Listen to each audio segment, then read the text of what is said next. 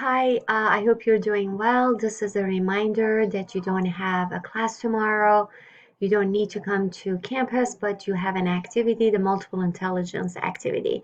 So I want to create this short video to show you how to do that activity. So you're going to go to content, and under the content, go ahead and find multiple intelligence. This activity is going to start uh, tomorrow at your class time.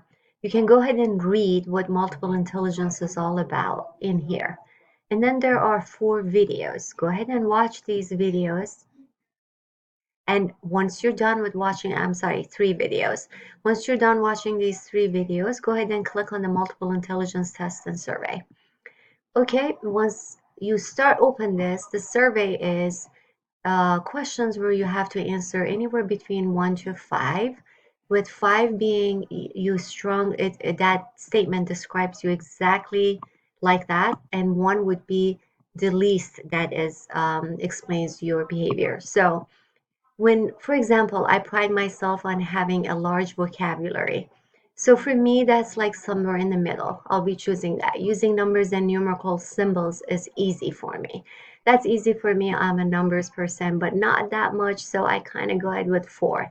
Music is very important to me in daily life. I do use music all the time.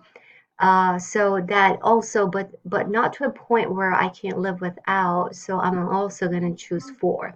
Always know where I am in relation to my home.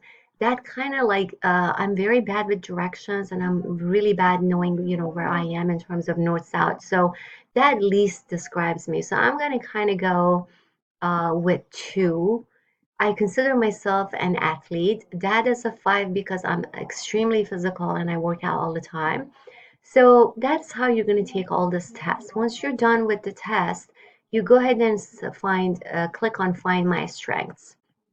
It says I have to answer all the questions, so it's not going to show me what my results are. And I don't want to take the whole video time to I may actually pause